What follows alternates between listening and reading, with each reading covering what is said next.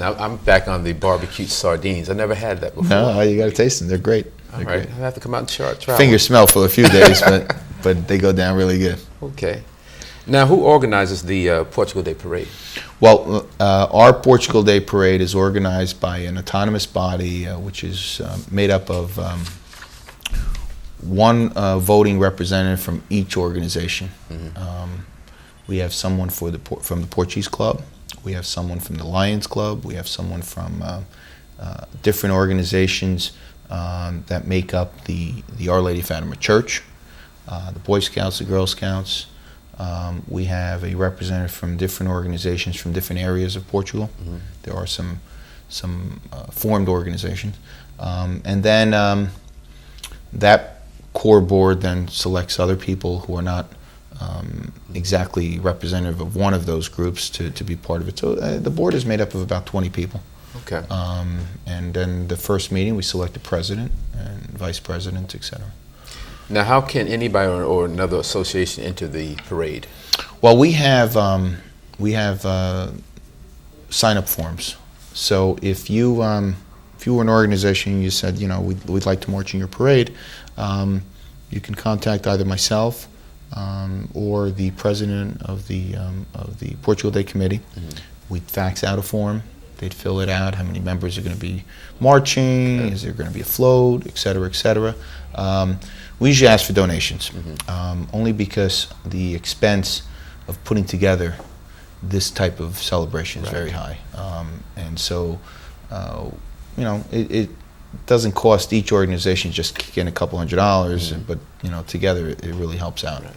And we've had some interesting groups over the years. We had one year we had the bagpipers, the Irish bagpipers marched in our parade, and that was very nice received. We had a band that came in from Portugal.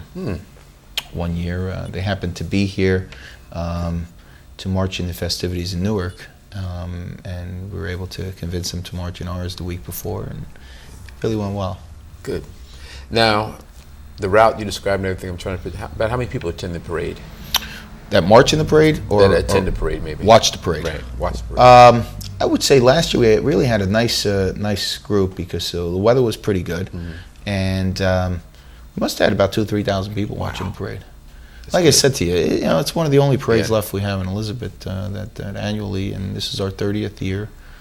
One other group I forgot. We had the horses from the Cuban club. They marched in our parade. So I've seen the horses. They leave a nice trail. Yes, they do. We just put them on the back of the parade. Yeah. Now, what's new for the 2008 parade? Well, we tried something a little different because we also 2 weeks ago we had the Queen pageant, and traditionally the Portugal Day Committee runs a Queen pageant, and we select the judges that are work as judges. They select one person to be the Queen representative of the Portugal Day festivities. This year we did something unique. We actually had a competition for the Queen, the Princess, and the Little Princess in 3 different age categories. And then we had also an election for a King, the Prince, and the Little Prince. So we have a bigger array of involvement for the kids, and not just the older ones, but we got the younger ones involved. And that's good because you're teaching the next generation. Exactly. Beyond you, Yeah. how the rich culture and the history and everything. That's good, and it gets them involved. We've been very fortunate, especially with the Portugal Day Committee that I've noticed this year. We do have a younger crowd who are the ones representatives of those organizations that are now making up the Portugal Day Committee. And a lot of organizations that you see out there, they stagnate with the older crowd, and they never bring in the young blood. We're very fortunate this year. Of the 20-member committee, I think about half of them are under 25, and so, like you said, they're learning, the bad things and the good things about running a parade and running in festivities, and they're very involved, which is great. Councilman, if you don't mind, we have to go for a break. Can you hang around for a few? No problem. Okay. We'll be back with the second half of Our City after these words. Thank you. Welcome back to the second half of our city. Once again, I'm Alonzo Jones, sitting in for Mayor Chris Bowich, and joining me is Councilman Manny Grover. I was just thinking, I want to see how good your memory is since you're part of the younger generation. And we're talking about parades. You remember the Bicentennial Parade? Yes, I do. Back in 1976, we had, it was a very big parade. And I remember there was one person dressed up as George Washington with the white wig. Yeah. And it came all the way down to the waterfront, and they reenacted George Washington actually getting into one of the old style rowboats on the Arthur Kill, and it was really. And then we had the flags all up Elizabeth Avenue, the bicentennial flags. I just want to make sure you didn't forget and think you're a little bit younger than me. Okay. Now, what are the rules and regulations of the upcoming parade?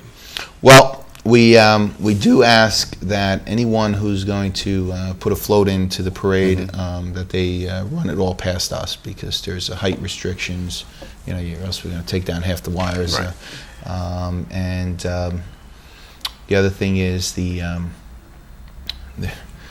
traditionally there's some sections of Portugal in the north, which is all pastures and farmland, and sometimes some of the groups will bring a sheep or something as part of their float, to show just to replicate the way of life, and so we need special permits for that. But we really we try to keep things as simple as possible for all to participate. Right. And our police department is phenomenal. I mean, they do a nice job controlling traffic so that the parade goes through smoothly.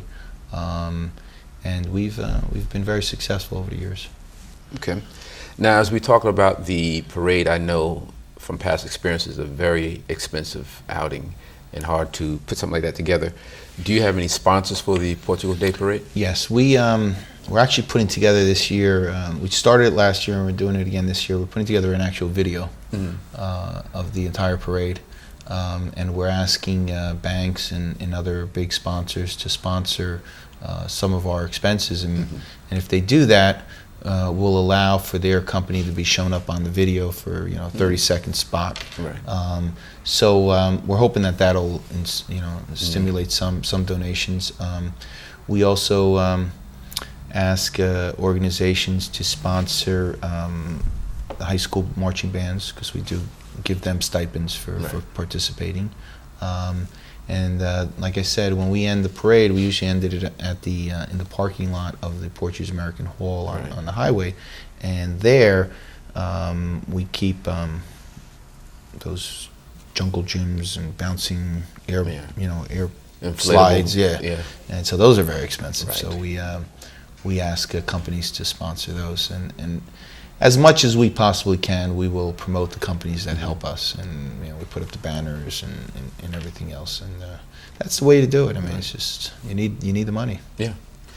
Now, what's the easiest way to get current news about the Portugal Day festivities? We have an internet. I forget the website, but there is a website called ElizabethPortugalDayParadeCommittee.com, I believe, and if you Google it, you'll find the website, and on there. We have our calendar of events. One of the things that I forgot to mention is the night of the flag raising. We usually go back to the Portuguese American Hall that evening, and there's an art exhibition on display. So there's a couple of things that have already happened, and it's about 10 different festivities between May 1st and June 1st. Okay. Well, you've definitely piqued my curiosity. I'm just curious and wondering now, do you have to be Portuguese to be part of this parade? Not at all. Okay. Not at all. We welcome all.